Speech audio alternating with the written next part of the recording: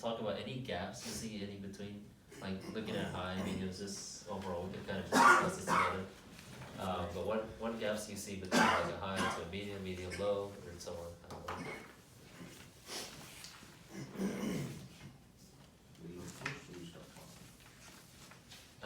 Well, we did look at them. Do we need time to look over it?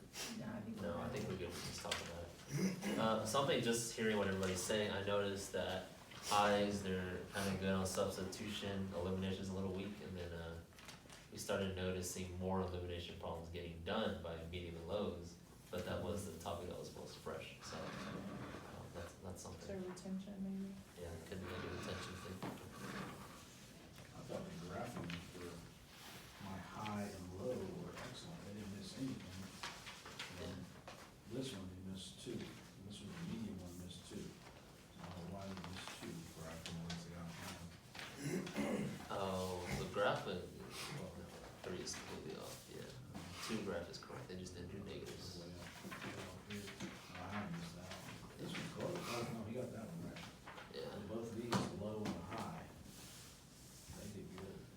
so highs, it's probably understandable, lows, maybe they're putting the calculator, they get it, but then the medium, they might be trying something different. I don't know. Like they're trying, they have the. Trying by hand. Yeah, they're Yeah. trying, They but got they grit. just don't have, yes, they have the grit, they just don't have the skill sets, I guess. So then when we plan the reteach, we're thinking about the most high leveraging gaps, like you said. So kind of thinking about what you just said, maybe one thing that we could do when we plan our reteach is just enforce that all students know how to check the work with the calculator. And then it sounds like we maybe have some cleanup work with the distributed property. And combine terms. The Yeah. basic Yeah. algebra stuff is really Right. what kills them. Right. It's not the new stuff, it really isn't. So when we're planning our reteach, to maybe go back and revisit some of those prereq skills. Cause distributed property with integers and combining like terms, like that's where we started to see some of the mistakes. And then clean up with making sure that all students, high, medium, and low, are able to verify whatever they did in the calculator to ensure they have the right answer. That is actually how I spin it in my class, like, it's like, you really need to know how to do it by hand, but this is how we check. So the high and the low miss the same question. The 4y equals 0, like he didn't know where to go, and then this one just erased the 4 and put y equals 0. Well, that's awesome. Like it just dropped off the 4, Yeah, that's awesome. so. Different ways to But, fix the same problem. we're Yeah. good. So they ended in the same place, so I think maybe the no solution versus the all row number, or all row solutions, or, cause I know that's up on the STAR test, Yeah, just those 0 solutions. cause they've been and asking that those in like the last 3 years. Oh, so it's a one, Okay, was there anything else to add before we? Okay, so we got our gaps, and now we just need to plan our reteach. So a couple of questions to kind of ask ourselves is, review the proficient work and the exemplars. Is this the exemplar what we want to see? So a couple things what we want to see. Think of a structure, like how we're gonna facilitate this reteach. Identify what students should be able to articulate, what materials we need, what students need to reteach, and determine if any student work is demonstrated proficiently.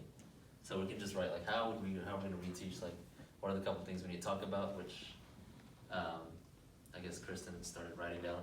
So maybe for the next, let's say 5 minutes, what are a couple of things we need to reteach? Let's add on to what Emily was talking about here. And then we're gonna figure out what to do exactly. I think what Emily said earlier, because eventually they're gonna have to do this on, they can do this on the calculator, so can they demonstrate on the calculator? Can you demonstrate on campus? They can do some, but some of what we identified, the problem is that they don't know how to do it without the calculator. So we want the calculator to check their work, but one of the things that we've all identified is distributed property, combining like terms, and that's the kind of stuff that if they solved 2-step equations with the calculator in middle school and never learned the algebraic steps, and worked on equations in high school and never learned the algebraic steps, that's why they're struggling with substitution and elimination that involve them to have to distribute anything and combine like terms happens because they don't know those other steps. Especially with our EL students, they may have interrupted education and didn't have anything in school. Or even your regular ed, I mean, if they went to 2 different districts and they followed a different scope and sequence, they could have missed that piece altogether. But pervasively, there's a gap in the algebraic reasoning and algebraic steps to lead up to being able to, would you agree or disagree? I think that's a pervasive Why don't we error. make that like a warm-ups, Mhm. like the pre-algebra, Uh-huh. distributive property, combined like terms, make that warm-ups. Yeah, As a warm-up. and just show them, cause like, Right on how to- and I will be, and this is not even about solving, but it's part of the same prereq. High school is the first time that students have to use the distributive property in a process of solving equations. Like, so in 6th grade, they solve 1 step, in 7th grade, they solve 2 step, in 8th grade, they solve variables on both sides, and in 9th grade, they use with distributive property. So it's a very gradual thing that happens, and so they learn the distributive property in 6th grade, but they don't ever combine it with solving equations or certainly systems of equations.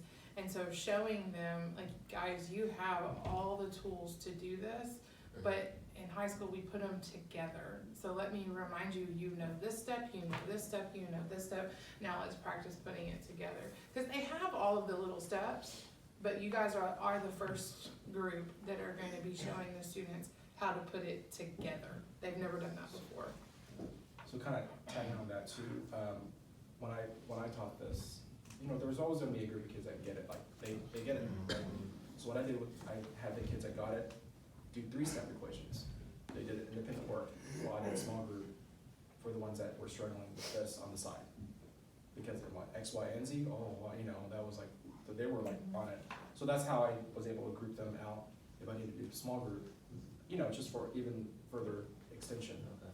Because, I mean, I think not every kid is struggling with this. I mean, you're gonna have, Yeah. you know, your 10, maybe 10 kids are like, okay, we get it. Well, and if you can pick up the parts that we identified as the gaps, it's gonna help you with literal equations, it's gonna help you, I mean, it's kind of a pervasive problem that's plaguing you all year long, you know, that they don't know those things. And so in the process of working on distributive property and manipulating equations, like you pick up a couple other standards, so it's definitely worth a legit reteach and not just a, I'm only gonna, and none of y'all have said this, but I'm just saying, like, to agree with what you're saying, you know, to have some sort of real reteach that occurs, because it is, it's gonna help with this standard, but it's gonna also help you with so many others. So kind of to gather and talk about like specifics, I think warm-ups would be good, but it also sounds like a small group thing where we just have one station that's just like reteaching like the algebraic reasoning, I guess, and all these topics. So we can plan that with one of our lessons. What's a good time? When do you think would be a good time to get our schedule, I guess? When could we do this? Do you have, and this is a question, I don't know, do you have time next week as we prepare for the semester exam? Cause it's gonna help you all the way across, it's gonna help you on semester, it's gonna help you, I have an idea. what's up? So I know like you have a class of, 30 seconds. small class. So I know you have a few small classes. We could, the pairs that you have algebra, we could do a team teach situation where we combine, like Shane, you have one class with 4, you know, combine them together, and then you can do a small group, and then James has a small class. And kind of, you know, using the schedule, and then Nicolette has a small class. She can come in and help if we need to do a small group without any disruptions to the schedule, you I know. see. And then you had that class Yeah. too. So kind of looking at the schedule and see, at least we can cover those periods we can. Okay. And then we can let double block geometry know to also help out too. Okay. Actually, what were you doing yesterday? For I think they were doing systems yesterday too. yeah, Apparently. geometry. Okay. Dang. So, it's a little over time, but talking about the win specifics, I think, for the rest of this semester will be a little rough because it's what we're doing for the final. But we can look into it maybe when they get back, because we have, yeah, they gotta take that test, so we should give it like, there's a flex day and there's like a modeling day, which modeling is really, is weird anyways, which that's gonna be like all the topics anyways, and that'd be a good time to